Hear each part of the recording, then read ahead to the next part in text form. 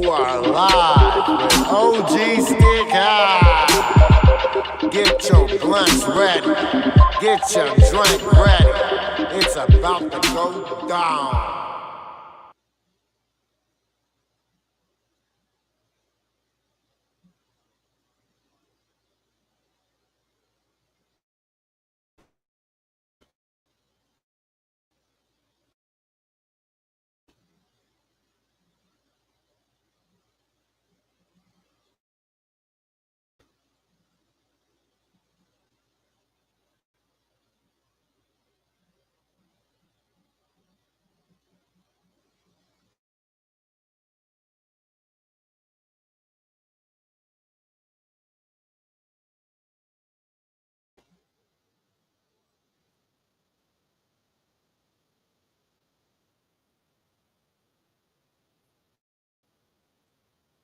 I'll be watching for how she does that. Back to you. All right. Unish, thank you so much. And let's turn now to NBC's Dasha Burns, who covers the Trump campaign and joins us now. What are you hearing from the Trump campaign about the preparations tonight?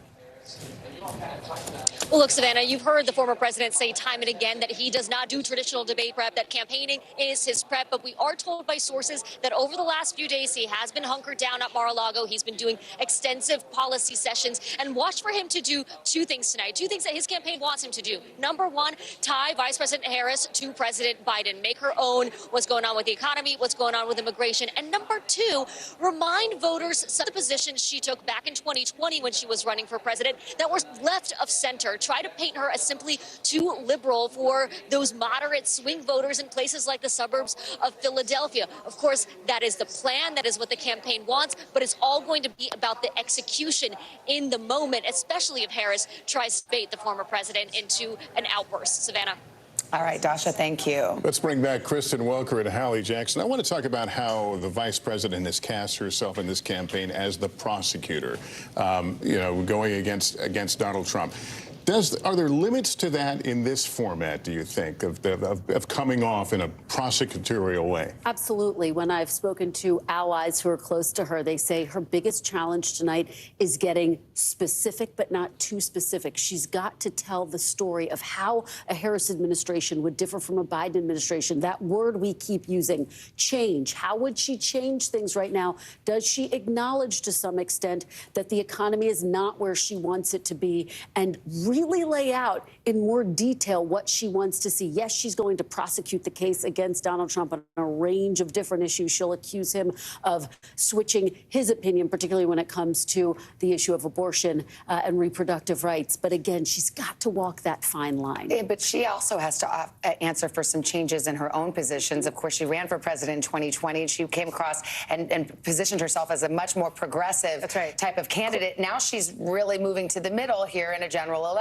Crowded primary, right? Back in 2019, 2020, she has moved away from that on issues like, for example, mandated gun buybacks for automatic rifles, something that she no longer supports. Fracking, for example, something that she has changed her position on as well. You look at Medicare for all, a position that she's backed away from. Watch for the former president to try to go after some of these issues. And I'll tell you, to bring it back to the voters, that panel with Kate Snow is super interesting. The economy came up again and again. And even though this summer, for the first time, inflation dipped below 3% for the first time since March of 2021, people don't feel great about it right now. So how does Vice President Harris address that moving forward? And let me briefly go there and talk about his physical performance. It's been noted by many that the former president has tended to be more rambling, disjointed in many of his answers at a time that we were focusing on Joe Biden. Is that something that folks will be watching carefully? He's now, of course, the older candidate now. Okay, we will be back with you. It's the top of the hour now, 9 o'clock on the East Coast here in New York and in Philadelphia, the room where it's about to happen. We're just seconds away now from tonight's first and perhaps last presidential debate between Vice President Kamala Harris and former President Donald Trump. As we've noted, this will be the first time these candidates have met in person, and it's happening on a debate stage. Also, the first debate since President Biden left the race over the summer and Harris became the Democratic nominee. A lot has happened in a very compressed period of time. Yes, it has. And we have a few moments until the debate starts. We will join it. ABC News is broadcasting it, but we will simulcast it right here in its entirety. It's taking place at the National Constitution Center in Philadelphia. And like June's debate, there will be no audience tonight. The candidates' microphones will be muted while the other one is talking. Each candidate will get 2 minutes for answers. There will be closing statements, but no opening statements. So we expect them to probably mix it up rather early in this as they stake out their positions and we get a sense of where all this is going. And the mics are muted when the other is talking. So let's take you to Philadelphia now and the first presidential debate of 2024. Good evening. I'm David Muir, and thank you for joining us for tonight's ABC News presidential debate. We want to welcome viewers watching on ABC and around the world tonight. Vice President Kamala Harris and President Donald Trump are just moments away from taking the stage in this unprecedented race for president. And I'm Lindsay Davis. Tonight's meeting could be the most consequential event of their campaigns, with Election Day now less than 2 months away. For Vice President Kamala Harris, this is her first debate since President Biden withdrew from the race on July 21st. Of course, that decision followed his debate against President Donald Trump in June. Since then, this race has taken on an entirely new dynamic. And that brings us to the rules of tonight's debate. 90 minutes with 2 commercial breaks. No topics or questions have been shared with the campaigns. The candidates will have 2 minutes to answer questions, and this is the clock. That's what they'll be seeing. 2 minutes for rebuttals and 1 minute for follow-ups, clarifications, or responses. Their microphones will only be turned on when it's their turn to speak. No pre-written notes allowed. There is no audience here tonight in this hall at the National Constitution Center. This is an intimate setting for 2 candidates who have never met. President Trump won the coin toss. He chose to deliver the final closing statement.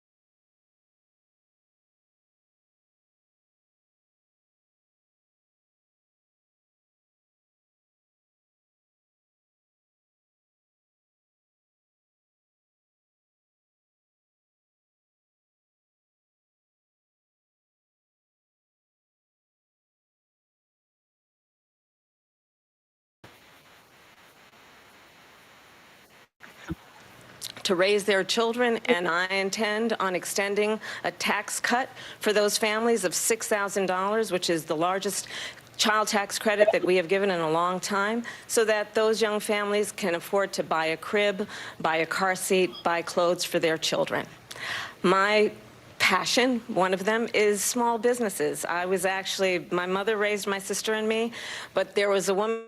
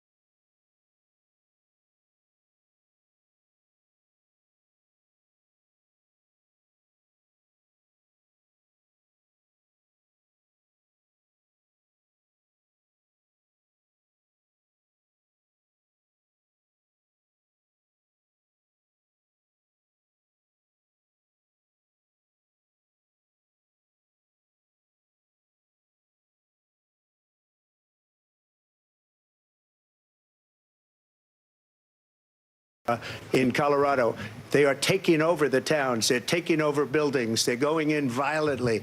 These are the people that she and Biden led into our country, and they're destroying our country. They're dangerous. They're at the highest level of criminality, and we have to get them out. We have to get them out fast.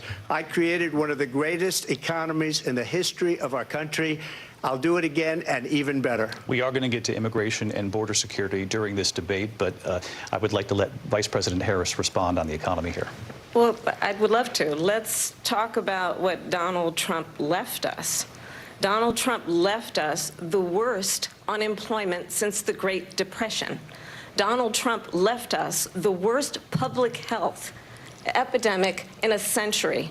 Donald Trump left us the worst attack on our democracy since the Civil War. And what we have done is clean up Donald Trump's mess. What we have done and what I intend to do is build on what we know are the aspirations and the hopes of the American people. But I'm going to tell you all in this debate tonight, you're going to hear from the same old tired playbook, a bunch of lies, grievances, and name-calling.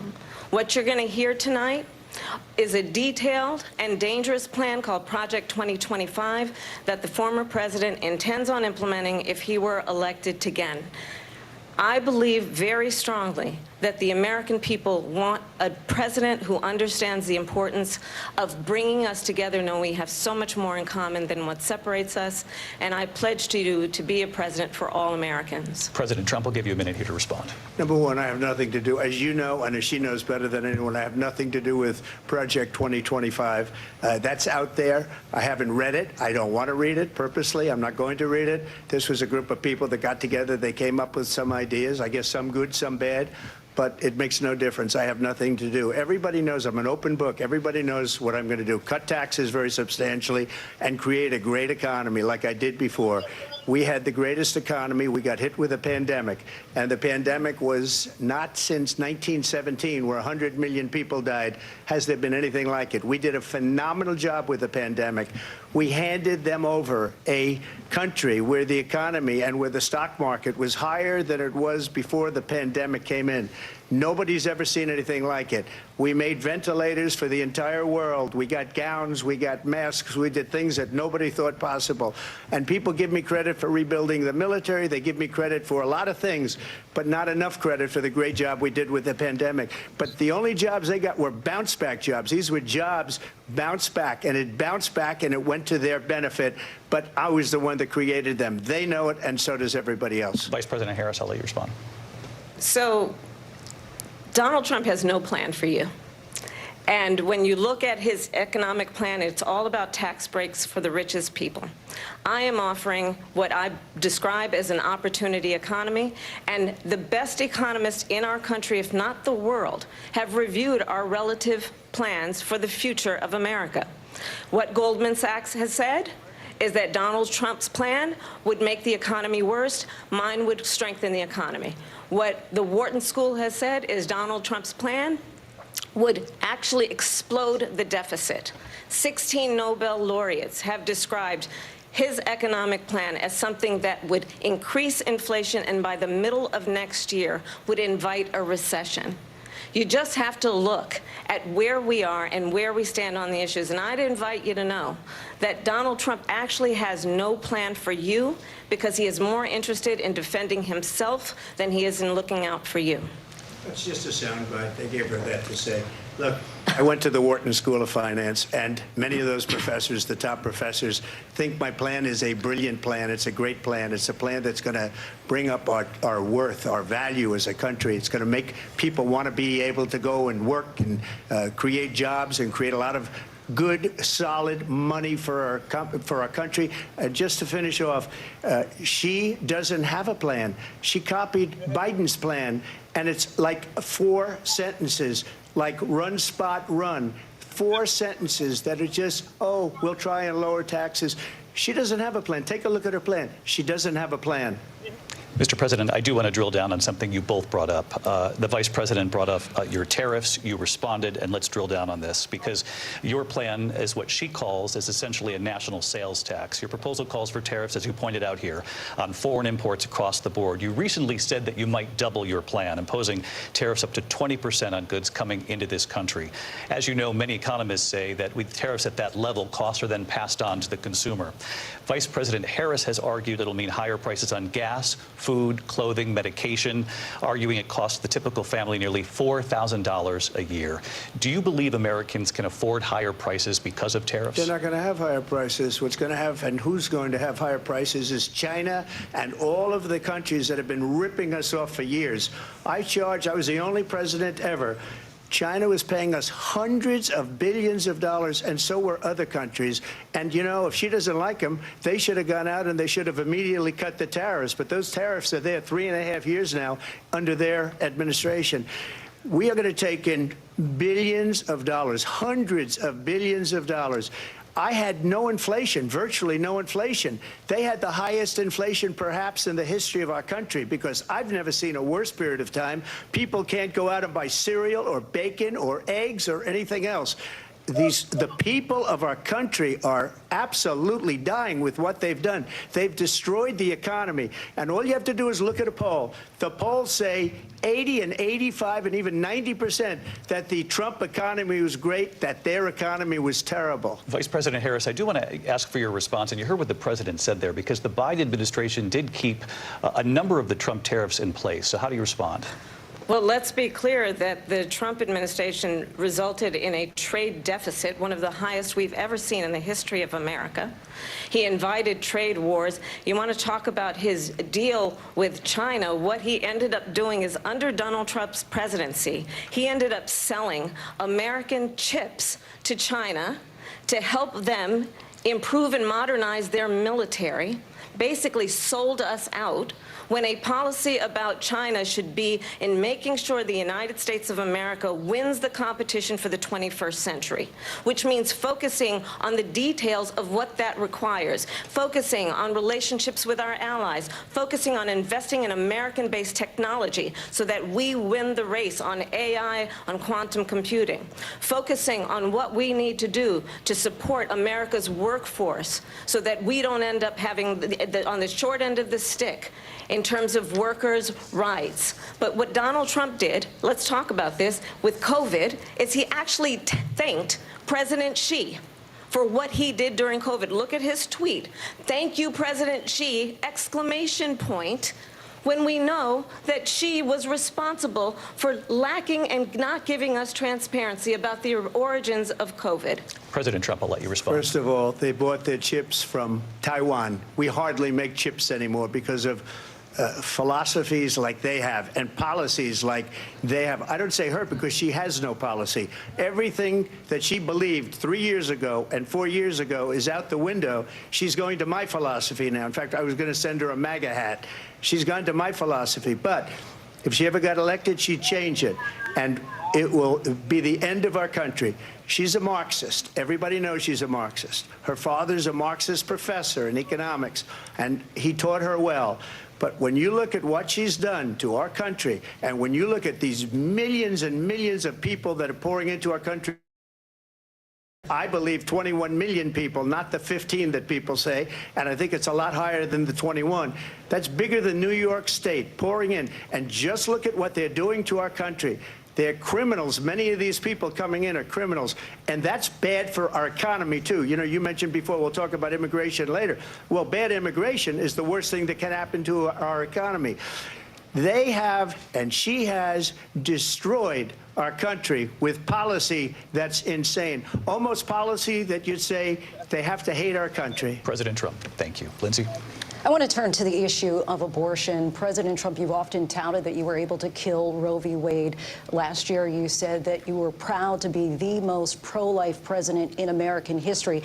Then last month, you said that your administration would be great for women and their reproductive rights. In your home state of Florida, you surprised many with regard to your 6-week abortion ban, because you initially had said that it was too short. And you said, quote, "I'm going to be voting that we need more than 6 weeks." But then the very next day, you reversed course and said you would vote to support the 6-week ban. Vice President Harris says that women shouldn't trust you on the issue of abortion because you've changed your position so many times. Therefore, why should they trust you? Well, the reason I'm doing that vote is because the plan is, as you know, the vote is, they have abortion in the 9th month. They even have, and you can look at the governor of West Virginia, the previous governor of West Virginia, not the current governor, who's doing an excellent job, but the governor before. He said the baby will be born and we will decide what to do with the baby. In other words, we'll execute the baby. And that's why I did that, because that predominates, because they're radical. The Democrats are radical in that. And her vice presidential pick, which I think was a horrible pick, by the way, for our country, because he is really out of it. But her vice presidential pick says abortion in the 9th month is absolutely fine. He also says execution after birth. It's execution, no longer abortion, because the baby is born, is okay. And that's not okay with me, hence the vote. But what I did is something for 52 years. They've been trying to get Roe v. Wade into the states. And through the genius and heart and strength of 6 Supreme Court justices, we were able to do that. Now, I believe in the exceptions for rape, incest, and life of the mother. I believe strongly in it. Ronald Reagan did also. 85% of Republicans do. Exceptions. Very important. But we were able to get it, and now states are voting on it. And for the first time, you're going to see, look, this is an issue that's torn our country apart for 52 years. Every legal scholar, every Democrat, every Republican, liberal, conservative, they all wanted this issue to be brought back to the states where the people could vote. And that's what happened. Now, Ohio, the vote was somewhat liberal. Kansas, the vote was somewhat liberal, much more liberal than people would have thought. But each individual state is voting. It's the vote of the people now. It's not tied up in the federal government. I did a great service in doing it. It took courage to do it. And the Supreme Court had great courage in doing it. And I give tremendous credit to those 6 justices. There is no state in this country where it is legal to kill a baby after it's born. Madam Vice President, I want to get your response to President Trump. Well, as I said, you're going to hear a bunch of lies, and that's not actually a surprising fact. Let's understand how we got here. Donald Trump hand-selected 3 members of the United States Supreme Court with the intention that they would undo the protections of Roe v. Wade. And they did exactly as he intended. And now in over 20 states, there are Trump abortion bans, which make it criminal for a doctor or nurse to provide health care. In one state, it provides prison for life. Trump abortion bans that make no exception even for rape and incest, which understand what that means. A survivor of a crime of violation to their body does not have the right to make a decision about what happens to their body next. That is immoral. And one does not have to abandon their faith or deeply held beliefs to agree. The government, and Donald Trump certainly, should not be telling a woman what to do with her body. I have talked with women around our country. You want to talk about this is what people wanted? Pregnant women who want to carry a pregnancy to term, suffering from a miscarriage, being denied care in an emergency room because the healthcare providers are afraid they might go to jail, and she's bleeding out in a car in the parking lot. She didn't want that. Her husband didn't want that. A 12 or 13-year-old survivor of incest being forced to carry a pregnancy to term. They don't want that.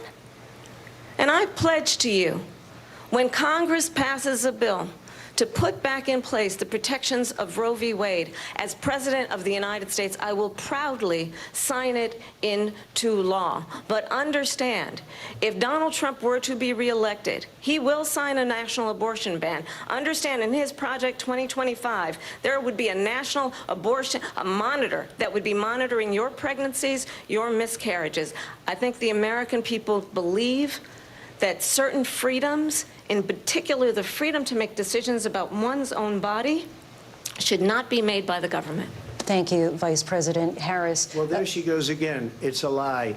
I'm not signing a ban, and there's no reason to sign a ban, because we've gotten what everybody wanted. Democrats, Republicans, and everybody else, and every legal scholar wanted it to be brought back into the states. And the states are voting. And it may take a little time, but for 52 years, this issue has torn our country apart. And they've wanted it back in the states. And I did something that nobody thought was possible. The states are now voting. What she says is an absolute lie. And as far as the abortion ban, no, I'm not in favor of abortion ban, but it doesn't matter because this issue has now been taken over by the states. Would you veto a national abortion ban if it came to your desk? Well, I won't have to because, again, two things. Number one, she said she'll go back to Congress. She'll never get the vote. It's impossible for her to get the vote, especially now with the 50-50, essentially 50-50 in both Senate and the House. She's not going to get the vote. She can't get the vote. She won't even come close to it. So it's just talk. You know what it reminds me of? When they said they're going to get student loans terminated, and it ended up being a total catastrophe. The student loans, and then her, I think probably her boss, if you call him a boss, he spends all his time on the beach. But look, her boss went out and said, we'll do it again. We'll do it a different way. And he went out, got rejected again by the Supreme Court. So all these students got taunted with this whole thing about this whole idea. And how unfair that would have been, part of the reason they lost, to the millions and millions of people that had to pay off their student loans. They didn't get it for free. But they were saying it's the same way that they talked about that they talk about abortion. But if I could just get a yes or no, because your running mate, J.D. Vance, has said that you would veto if it did come to your desk. Well, I didn't discuss it with J.D. In all fairness, J.D., and I don't mind if he has a certain view, but I think he was speaking for me, but I really didn't.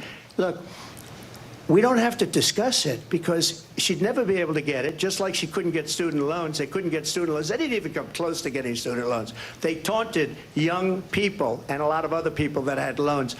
They can never get this approved. So it doesn't matter what she says about going to Congress. Well, wonderful. Let's go to Congress. Do it. But the fact is that for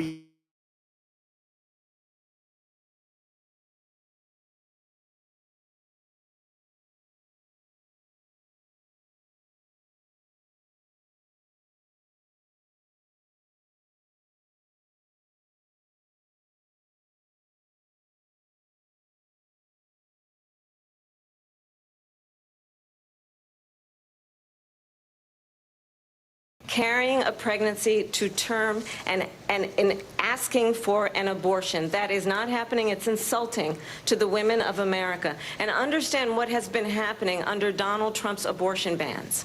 Couples who pray and dream of having a family are being denied IVF treatments.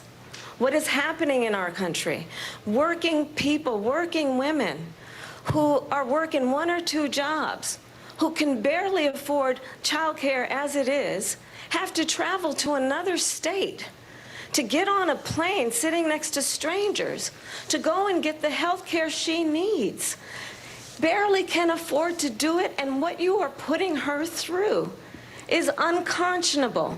And the people of America have not, the majority of Americans believe in a woman's right to make decisions about her own body, and that is why in every state where this issue has been on the ballot, in red and blue states both, the people of America have voted for freedom.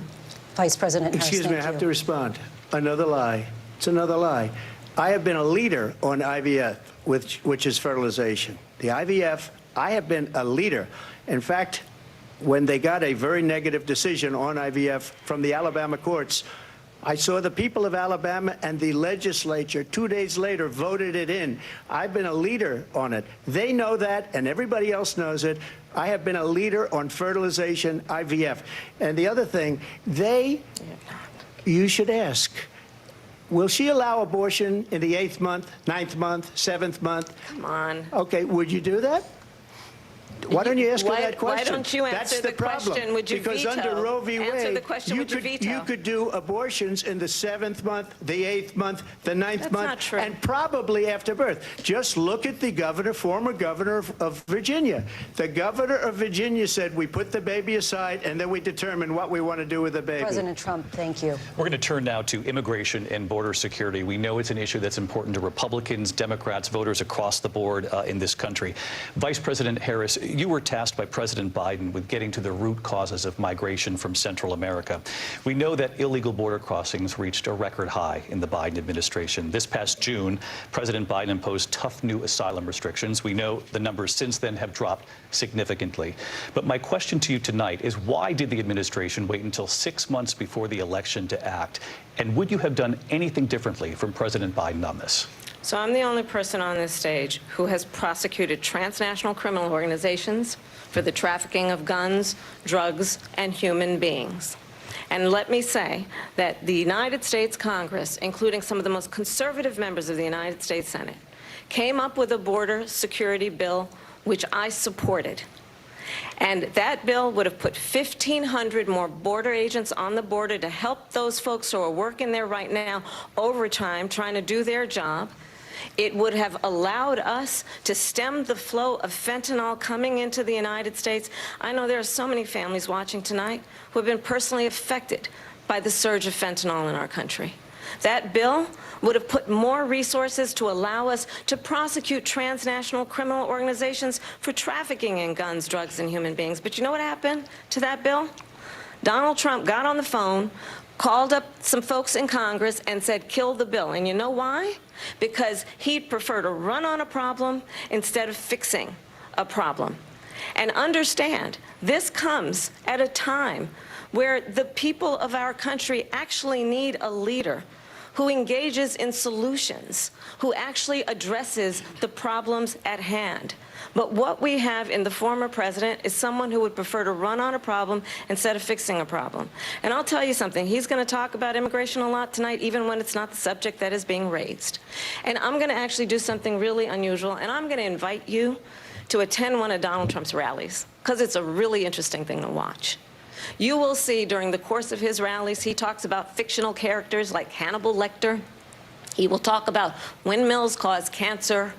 And what you will also notice is that people start leaving his rallies early out of exhaustion and boredom. And I will tell you, the one thing you will not hear him talk about is you.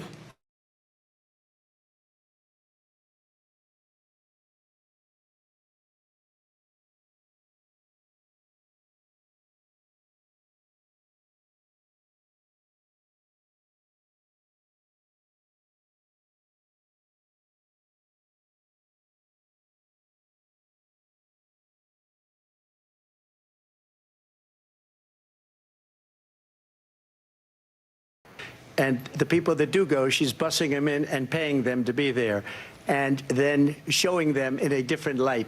So she can't talk about that. People don't leave my rallies. We have the biggest rallies, the most incredible rallies in the history of politics. That's because people want to take their country back. Our country is being lost. We're a failing nation.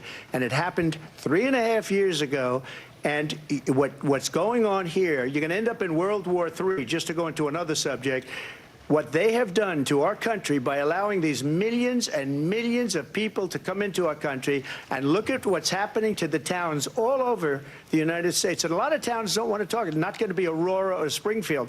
A lot of towns don't want to talk about it because they're so embarrassed by it. In Springfield, they're eating the dogs, the people that came in. They're eating the cats. They're eating the pets of the people that live there. And this is what's happening in our country, and it's a shame. As far as rallies are concerned, as far as the reason they go is they like what I say. They want to bring our country back. They want to make America great again. It's a very simple phrase, make America great again. She's destroying this country, and if she becomes president, this country doesn't have a chance of success. Not only success, we'll end up being Venezuela on steroids. I just want to clarify here. You bring up Springfield, Ohio, and ABC News did reach out to the city manager there. He told us there have been no credible reports of specific claims of pets being harmed, injured, or abused by individuals within the immigrant community. Well, I've seen people on television. Let me just say here, this is the people on television say my dog was taken and used for food. So maybe he said that, and maybe that's a good thing to say for a city manager. I'm not taking this from but television. The people I'm on taking it from television the city saying manager. their dog was eaten by the people that went there. Again, the Springfield city manager says there's no evidence of that. Vice President Harris, I'll let you respond to the rest of what you've heard. You talk about extreme. you know, this is, I think, one of the reasons why in this election I actually have the endorsement of 200 Republicans who have formally worked with President Bush, Mitt Romney, and John McCain, including the endorsement of former Vice President Dick Cheney and Congress member Liz Cheney. And if you want to really know the inside track on who the former president is, if he didn't make it clear already, just ask people who have worked with him. His former chief of staff, a four-star general, has said he has contempt for the Constitution of the United States. His former national security advisor has said he is dangerous and unfit. His former Secretary of Defense has said the nation, the republic, would never survive another Trump term. And when we listen to this kind of rhetoric, when the issues that affect the American people are not being addressed, I think the choice is clear in this election. President Trump, I'll give you a quick minute to respond here. Thank you, because when I hear that, see, I'm a different kind of a person. I fired most of those people. Not so graciously. They did bad things or a bad job. I fired them. They never fired one person. They didn't fire anybody having to do with Afghanistan and the Taliban and the 13 people who's were just killed, viciously and violently killed. And I got to know the parents and the family. They didn't fire. They should have fired all those generals, all those top people, because that was one of the most incompetently handled situations anybody has ever seen. So when somebody does a bad job, I fire him.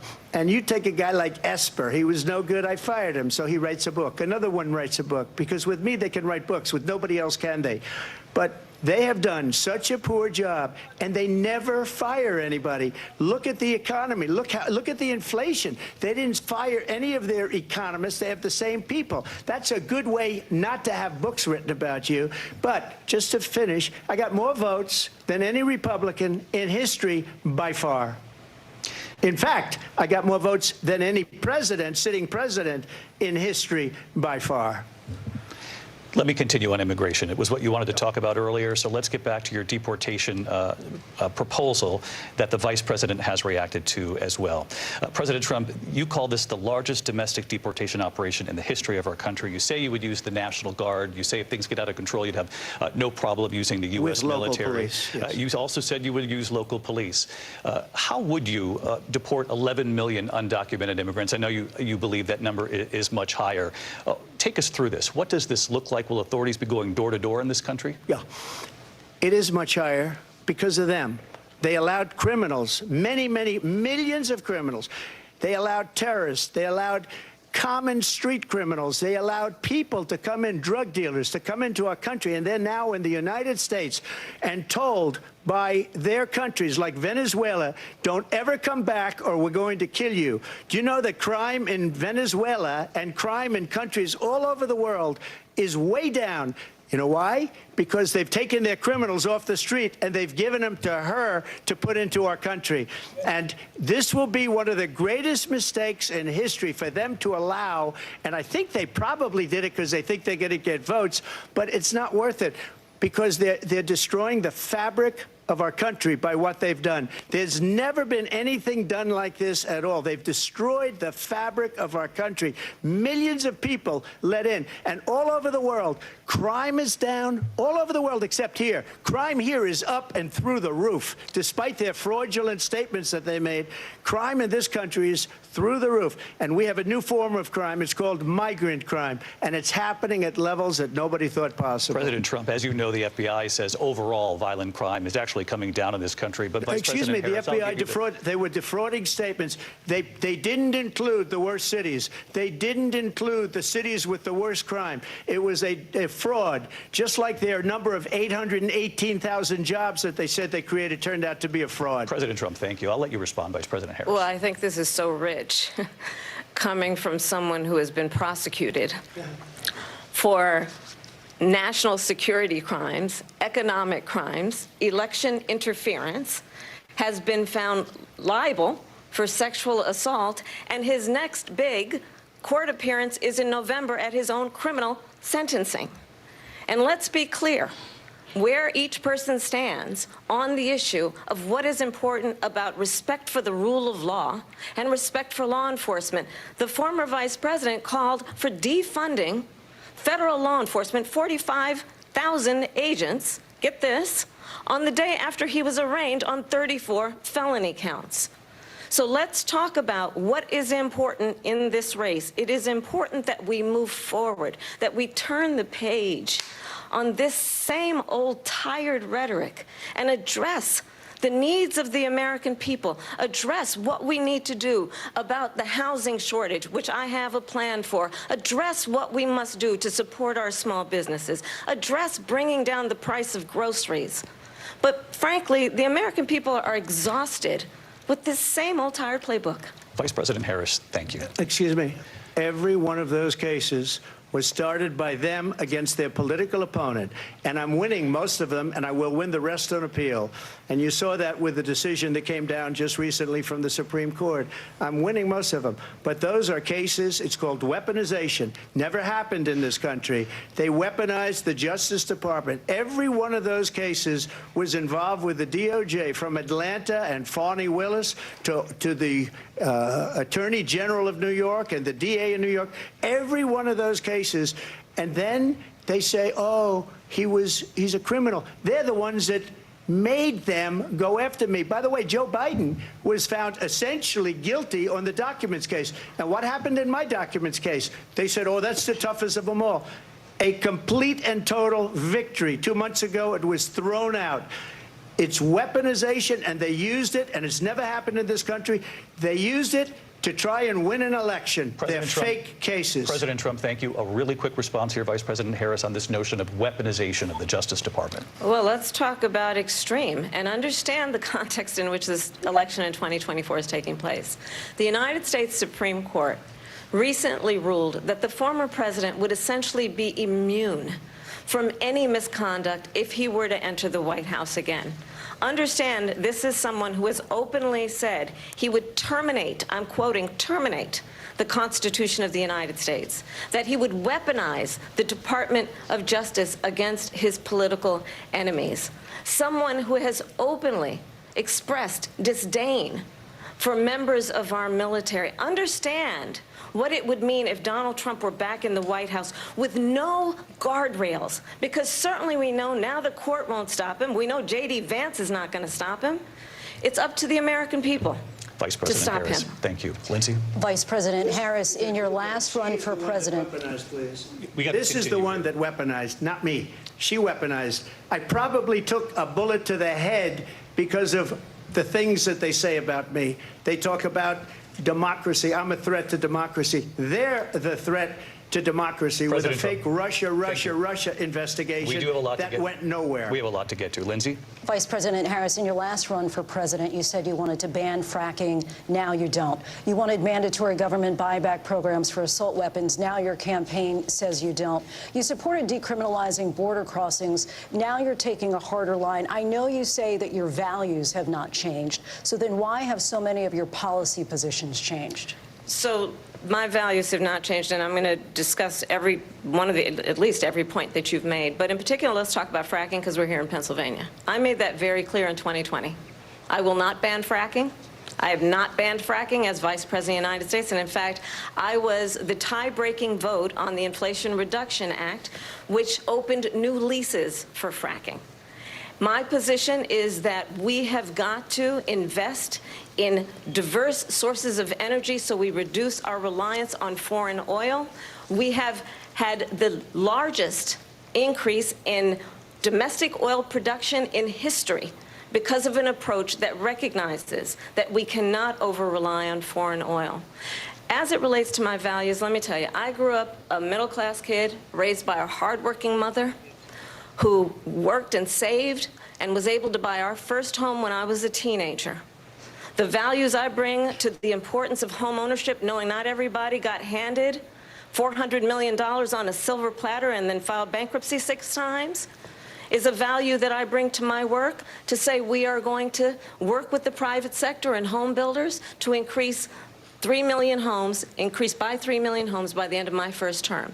My work that is related to having a friend when I was in high school who was sexually assaulted by her stepfather. And my focus then on protecting women and children from violent crime is based on a value that is deeply grounded in the importance of standing up for those who are most vulnerable. My work that is about protecting Social Security and Medicare is based on long-standing work that I have done. Protecting seniors from schools have not changed. And what is important is that there is a president who actually brings values and a perspective that is about lifting people up and not beating people down and name-calling. The true measure of the leader is the leader who actually understands the strength is not in beating people down, it's in lifting people up. I intend to be that president. President Trump, your response? First of all, I wasn't given $400 million. I wish I was. My father was a Brooklyn builder, Brooklyn, Queens, and a great father, and I learned a lot from him. But I was given a fraction of that, a tiny fraction, and I built it into many, many billions of dollars, many, many billions. And when people see it, they are even surprised. So we don't have to talk about that. Fracking, she's been against it for 12 years. Defund the police, she's been against that forever. She gave all that stuff up very wrongly, very horribly, and everybody's laughing at it, okay? They're all laughing at it. She gave up at least 12 and probably 14 or 15 different policies. Like, she was big on defund the police. In Minnesota, she went out, wait a minute, I'm talking now, if you don't mind, please. Does that sound familiar? Don't lie. She went out in Minnesota and wanted to let criminals that killed people, that burned down Minneapolis, she went out and raised money to get them out of jail. She did things that nobody would ever think of. Now she wants to do transgender operations on illegal aliens that are in prison. This is a radical left liberal that would do this. She wants to confiscate your guns, and she will never allow fracking in Pennsylvania. If she won the election, fracking in Pennsylvania will end on day one. Just to finish, one thing so important in my opinion. So I got the oil business going like nobody has ever done before. When they took over, they got rid of it, started getting rid of it, and the prices were going up the roof. They immediately let these guys go to where they were. I would have been 5 times, 4 times, 5 times higher, because you're talking about 3.5 years ago. They got it up to where I was because they had no choice, because the prices of energy were quadrupling and doubling. You saw what happened to gasoline. So they said, let's go back to Trump. But if she won the election, the day after that election, they'll go back to destroying our country, and oil will be dead, fossil fuel will be dead, we'll go back to windmills, and we'll go back to solar, where they need a whole desert to get some energy to come out of. You ever see a solar plant? By the way, I'm a big fan of solar, but they take 400, 500 acres of desert President soil. Trump, we have a These lot are of not good issues things that we for the have to get environment, to. as We're she out of time. understands. Thank you. Lindsay, thank you. We have an election in just 56 days. And I want to talk about the peaceful transfer of power, which, of course, we all know is a cornerstone of our democracy, and the role of a president in a moment of crisis. Mr. President, on January 6th, you told your supporters to march to the Capitol. You said you would be right there with them. The country and the world saw what played out at the Capitol that day, the officers coming under attack.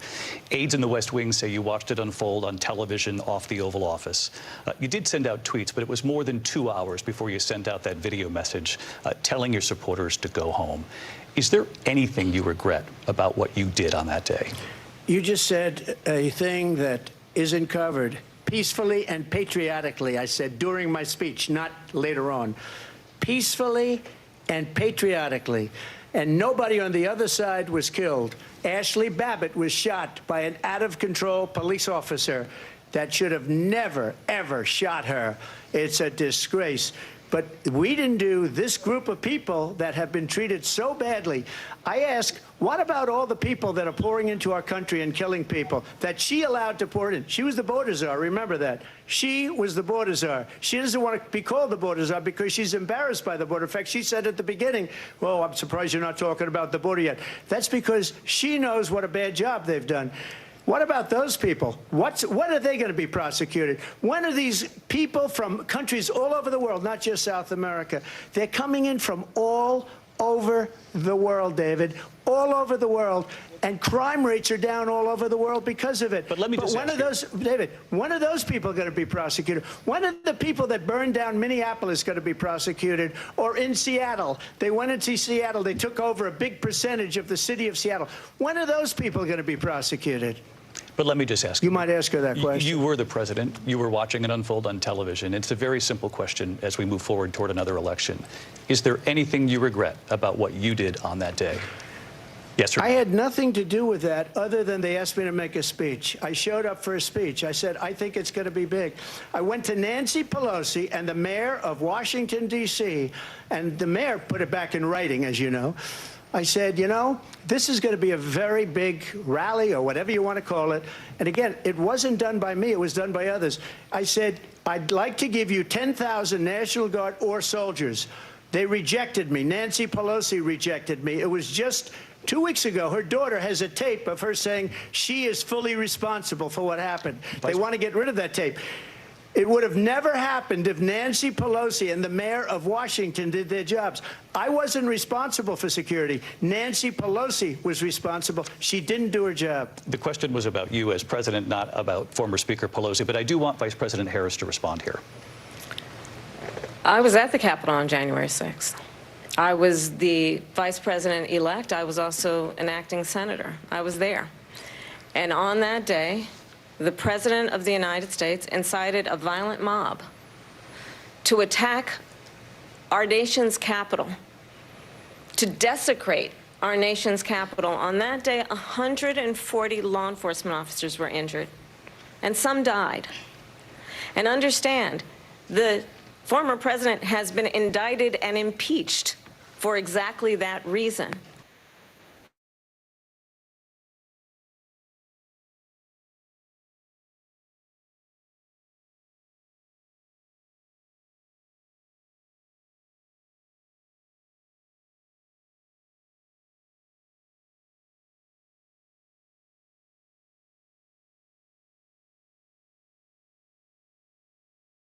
Proud Boys, a militia. The president said, the former president said, stand back and stand by. So for everyone watching who remembers what January 6th was, I say we don't have to go back. Let's not go back. We're not going back. It's time to turn the page.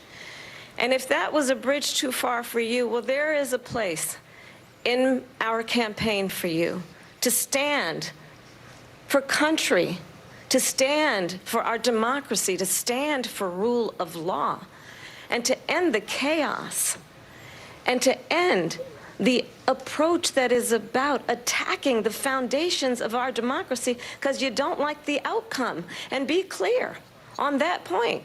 Donald Trump, the candidate, has said in this election there will be a bloodbath if this and the outcome of this election is not to his liking. Let's turn the page on this. Let's not go back. Let's chart a course for the future and not go backwards to the past. Let me just follow up here. It was a different term, and it was a term that related to energy because they have destroyed our energy business. That was where bloodbath was. Also, one Charlottesville. That story has been, as you would say, debunked.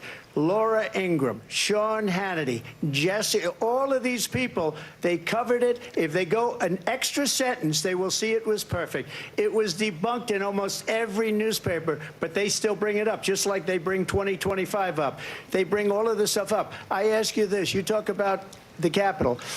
Why are we allowing these millions of people to come through on the southern border? How come she's not doing anything? And I'll tell you what I would do, and I would be very proud to do it. I would say we would both leave this debate right now. I'd like to see her go down to Washington, D.C. during this debate because we're wasting a lot of time. Go down to, because she's been so bad, it's so ridiculous. Go down to Washington, D.C. and let her sign a bill to close up the border because they have the right to do it. They don't need bills. They have the right to do it. The President of the United States, you'll get him out of bed. You'll wake him up at 4 o'clock in the afternoon. You'll say, come on down to the office. Let's sign a bill. if he signs a bill that the border is closed, all he has to do is say it to the Border Patrol, who are phenomenal. If they do that, the border is closed. Mr. Those President, people are killing many people, unlike J6. We talked immigration here tonight. I do want to focus on this next issue to both of you, because it really brings us this into focus, truth in these times that we're living in. Mr. President, for 3.5 years after you lost the 2020 election, you repeatedly falsely claimed that you won, many times saying you won in a landslide. In the past couple of weeks leading up to this debate, you have said, quote, you lost by a whisker, that you, quote, didn't quite make it, that you came up a little bit short. I said that? Are you now acknowledging that you lost in 2020? No, I don't acknowledge that at all. But I you said did that say sarcastically. That. You know that.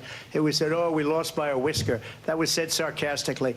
Look, there's so much proof. All you have to do is look at it. And they should have sent it back to the legislatures for approval. I got almost 75 million votes, the most votes any sitting president has ever gotten. I was told if I got 63, which was what I got in 2016, you can't be beaten.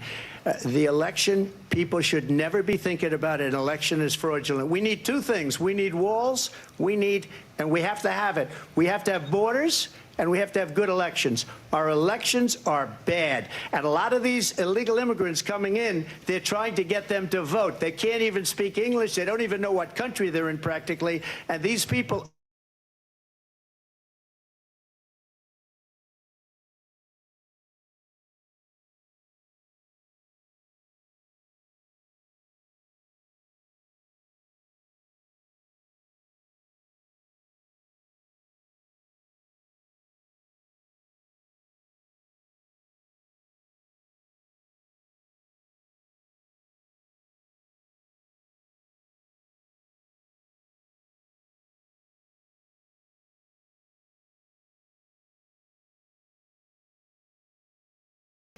I'll show you Georgia, and I'll show you Wisconsin, and I'll show you Pennsylvania, and I'll show you.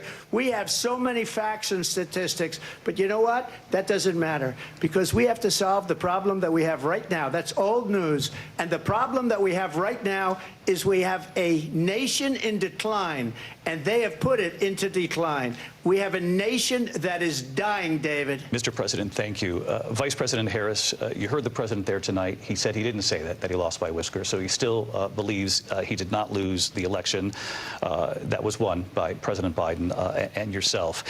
But I do want to ask you about something that's come up in the last couple of days. This was a post from President Trump about this upcoming election just weeks away. He said, when I win, those people who cheated, and then he lists donors, voters, election officials, he says will be prosecuted to the fullest extent of the law, which will include long-term prison sentences. One of your campaign's top lawyers responded saying, we won't let Donald Trump intimidate us. We won't let him suppress the vote. Is that what you believe he's trying to do here? Donald Trump was fired by 81 million people. So let's be clear about that. And clearly he is having a very difficult time processing that. But we cannot afford to have a president of the United States who attempts, as he did in the past, to upend the will of the voters in a free and fair election.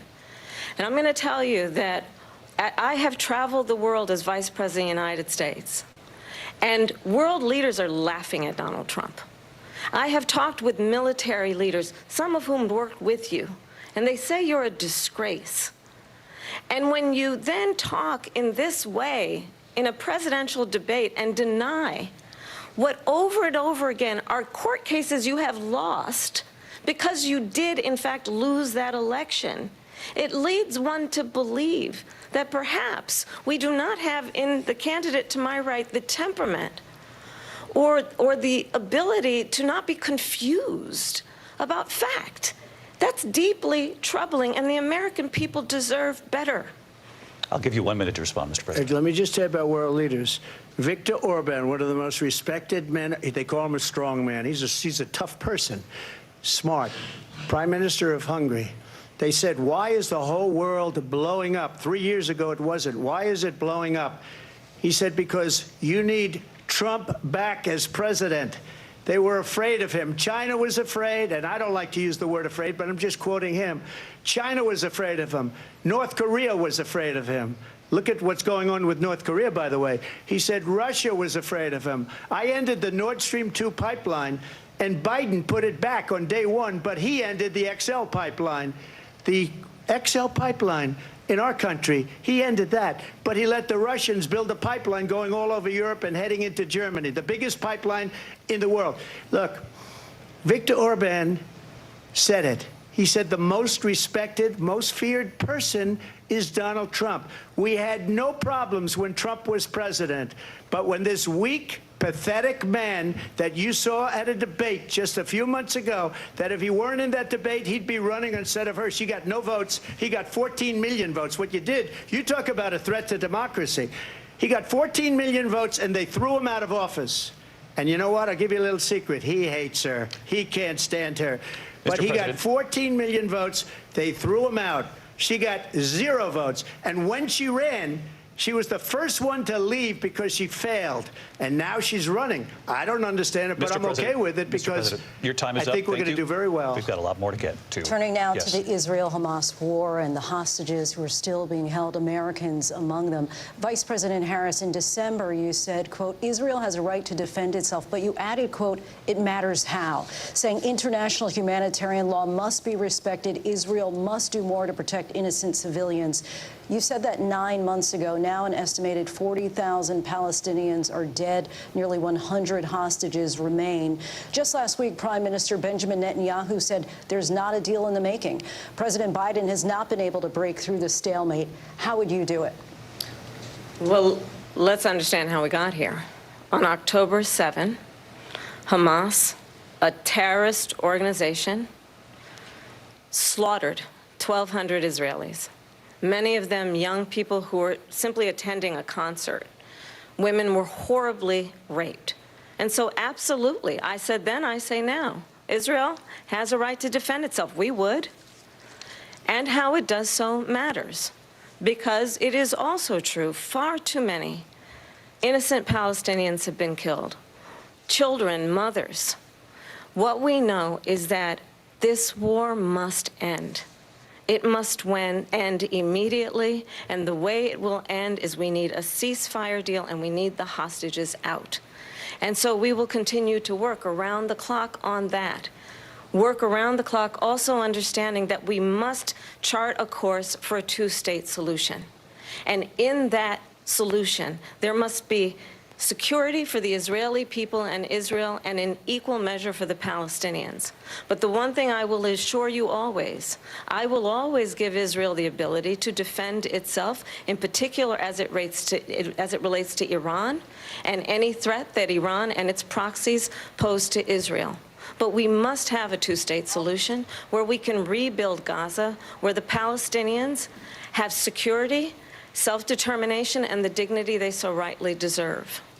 President Trump, how would you negotiate with Netanyahu and also Hamas in order to get the hostages out and prevent the killing of more innocent civilians in Gaza? If I were president, it would have never started.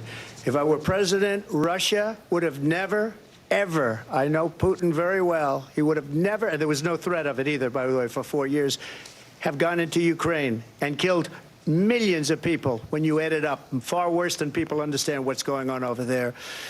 But when she mentions about Israel, all of a sudden, she hates Israel. She wouldn't even meet with Netanyahu when he went to Congress to make a very important speech. She refused to be there because she was at a sorority party of hers. She wanted to go to the sorority party. She hates Israel. If she's president, I believe that Israel will not exist within 2 years from now. And I've been pretty good at predictions, and I hope I'm wrong about that one. She hates Israel. At the same time, in her own way, she hates the Arab population because the whole place is going to get blown up. Arabs, Jewish people, Israel will be gone. It would have never happened. Iran was broke under Donald Trump. Now Iran has $300 billion because they took off all the sanctions that I had. Iran had no money for Hamas or Hezbollah or any of the 28 different spheres of terror. And they are spheres of terror, horrible terror. They had no money. It was a big story, and you know it. You covered it very well, actually. They had no money for terror. They were broke. Now they're a rich nation, and now what they're doing is they're spreading that money around. Look at what's happening with the Houthis and Yemen. Look at what's going on in the Middle East. This would have never happened. I will get that settled and fast, and I'll get the war with Ukraine and Russia ended. If I'm president-elect, I'll get it done before even becoming president. Vice President Harris, he says you hate Israel. That's absolutely not true. I have my entire career and life supported Israel and the Israeli people. He knows that. He's trying to, again, divide and distract from the reality, which is it is very well known that Donald Trump is weak and wrong on national security and foreign policy. It is well known that he admires dictators, wants to be a dictator on day one, according to himself. It is well known that